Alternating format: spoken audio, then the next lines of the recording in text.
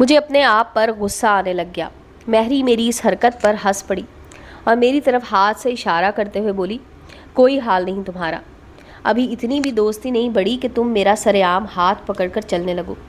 میں شرمندہ سا ہو کر رہ گیا۔ مہری بولی، تم باز آ جاؤ، کچھ زیادہ ہی اوور ایکٹ کر رہے ہو۔ مہری بولی، جب مرضی آ جاؤ گھر، تمہیں کس نے روکا ہے؟ میں نے کہا کہ گھر میں تو اسد کے بغیر نہیں آ سکتا، اور ویسے بھی اسد کیا سوچے گا؟ مہری بولی، کیوں پہلے اسد کے سامنے مجھ سے بات نہیں کرتے تھے؟ اتنی دیر میں کالج آ گیا اور میں نے مہری کو بائے بائے کیا اور واپس دکان کی طرف چل دیا۔ دکان پر جب میں پہنچا تو انکل نے دکان کھول لی تھی۔ میں نے ان کو سلام کیا اور جوتا اتار کر کاؤنٹر پر چڑھ گیا۔ انکل نے پوچھا کہاں گئے تھے؟ میں نے پانی پینے کا بہانہ بنایا، کیونکہ انکل میرے آنے سے کچھ دیر پہلے ہی آئے تھے، اس لیے مجھے یہ بہانہ معقول لگا۔ میں نے جھاڑن پکڑی اور دکان کی الماریوں میں لگے کپڑوں کو جھاڑنا شروع کر دیا، پھر ساری دکان کی صفائی کی اور سٹک پکڑ کر کچھ سوٹ دکان کے باہر لٹکا دیے۔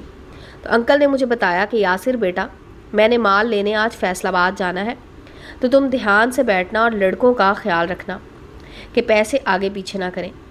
میں جی انکل کہا اور ان کو مکمل تسلی دی کہ آپ بے فکر ہو کر جائیں۔ کچھ دیر بعد ایک لڑکا آ گیا تو انکل نے اس لڑکے کو کہا کہ مجھے لاری اڈے پر چھوڑاؤ۔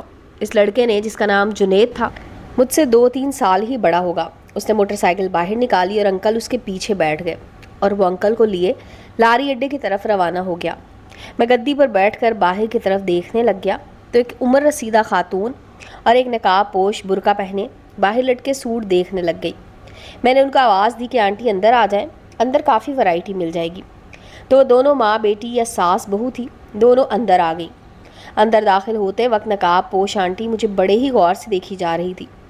میں نے بھی 1-2 دفعہ اس کی طرف دیکھا تو وہ نظریں پھیر لیتی۔ میں ان کو لیے پیچھے دکان کے آخر میں چلا گیا، کیونکہ انہوں نے بوتیک کے سلے سلائے سوٹ لینے تھے اور بوتیک کی ساری ورائٹی پیچھے پڑی تھی۔ میں نے ان سے پوچھا، جی آنٹی کس طرح کی ورائٹی چاہیے؟ تو برقعے والی آنٹی، جو اب بھی بار بار مجھے ہی دیکھے جا رہی تھی، بولی کہ وہ سامنے گرین کلر کا سوٹ دکھائیں۔ میں نے اس کی آواز سنی تو مجھے آواز جانی پہچانی سے لگی۔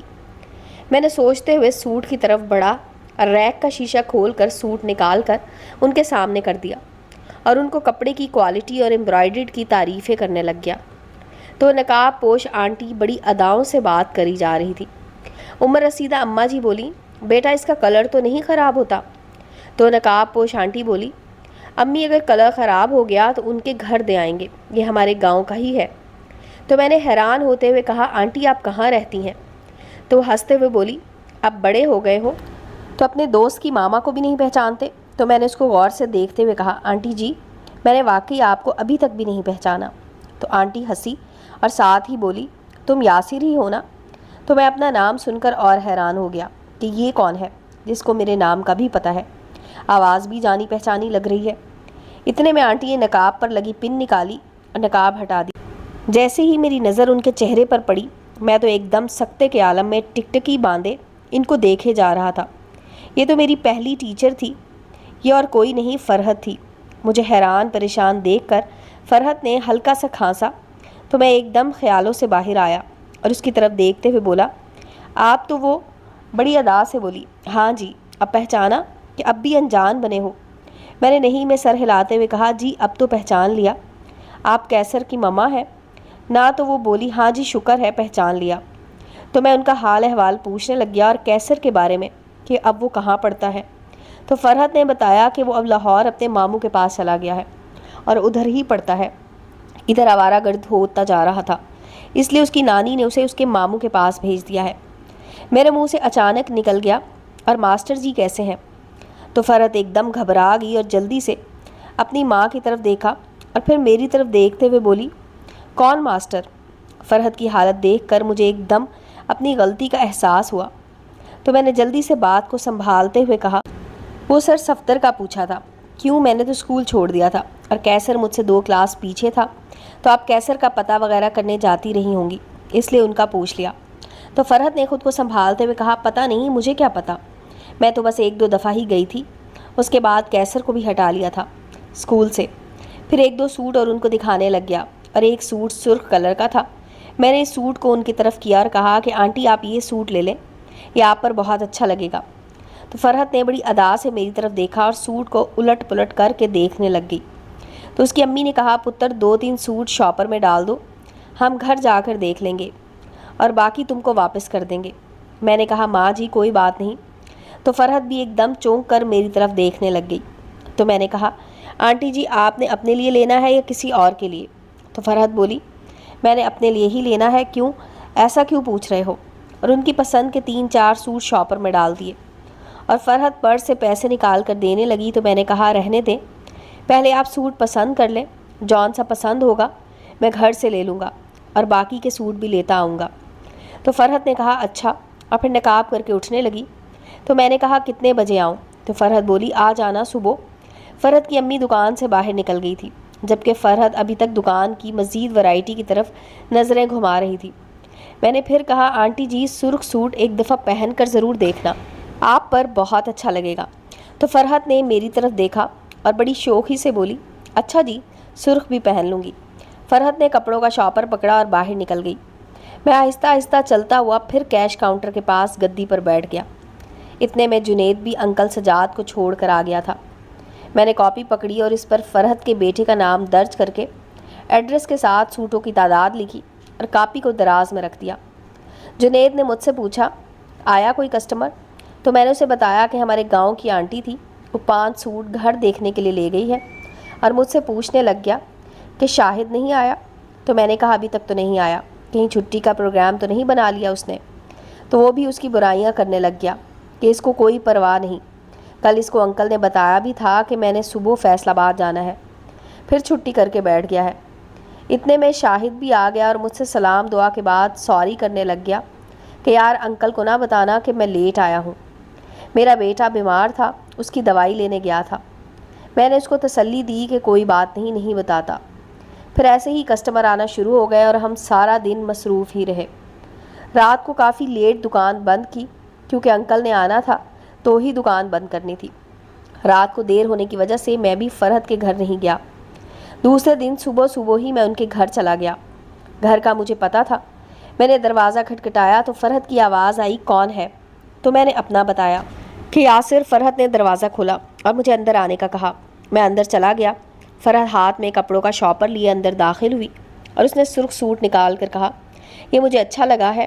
فرحت بولی یاسر ایک بات تو بتاؤ مگر سچ بتانا۔ میں نے کہا جی آنٹی پوچھیں، میں کیوں جھوٹ بولوں گا؟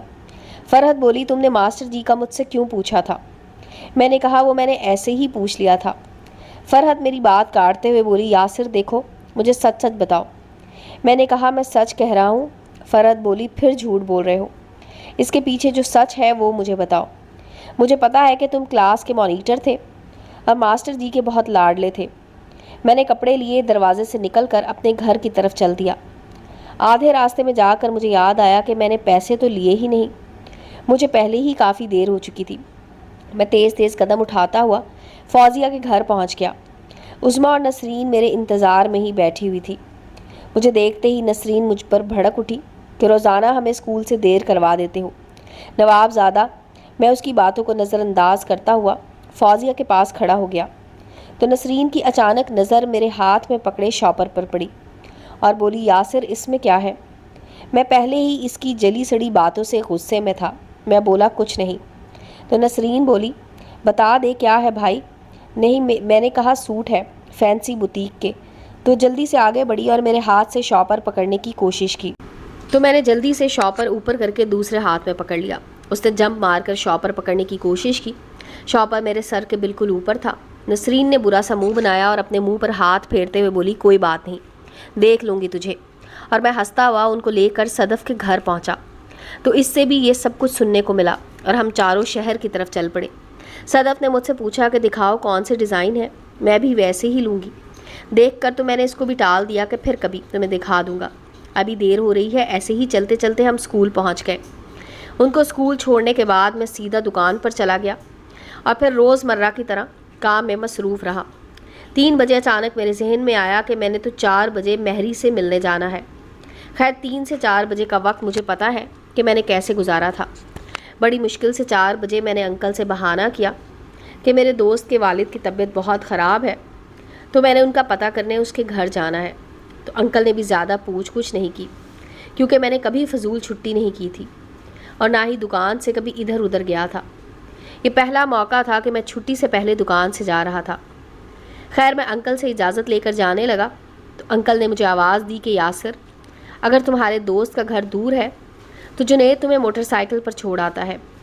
تو مجھے انکل کا مشورہ معقول لگا، کیونکہ مجھے جتنی بے چینی تھی مہری سے ملنے کی، مجھ سے تو اس کے گھر کا راستہ بھی جلدی طے نہیں ہونا تھا، اور انکل سے کہا کہ اگر جنید کو کوئی کام نہیں ہے تو بھیج دیں۔ انکل نے جنید کو کہا کہ جاؤ یاسر کو اس کے دوست کے گھر چھوڑاؤ۔ جنید نے موٹر سائیکل سٹارٹ کی اور مجھے پیچھے بٹھا کر مجھ سے راستہ پوچھتے ہوئے جانے لگا۔ مہری کے گھر سے کچھ ہی دور گلی کے نکڑ پر میں نے جنید کو رکنے کا کہا اور میں موٹر سائیکل سے اتر گیا اور اس کا شکریہ ادا کرتے ہوئے اسے جانے کا کہا۔ جنید نے موٹر سائیکل گھمائی اور واپس چلا گیا۔ مجھے جب تسلی ہو گئی کہ جنید چلا گیا ہے تو میں مہری کے گھر کی طرف چلنے لگ گیا۔ گلی سنسان تھی، اس لیے میں بنا کسی پریشانی کے چلتا ہوا مہری کے گھر کے سامنے پہنچ کر کھڑا ہو گیا اور ڈور بیل بجائی۔ کچھ دیر بعد آواز میرے کانوں کو چھوئی، کون ہے؟ میں نے کہا جی میں یاسر۔ تو دوسری طرف سے کچھ دیر خاموشی رہی اور پھر گیٹ کا چھوٹا دروازہ کھلا۔ مہری نے کہا اب ادھر ہی کھڑے رہو گے، اور یہ کہہ کر وہ ایک سائیڈ پر ہو گئی۔ میں جلدی سے اندر چلا گیا۔ ادھر ادھر کی بات ہے کہ اس نے چائے وغیرہ پلائی اور انکل کا فون آ گیا۔ میں جلدی سے دکان پر پہنچ گیا۔ گاہک بہت زیادہ آئے ہوئے تھے۔ میں جلدی سے عورتوں اور بچوں کو کپڑے دکھانے لگ گیا۔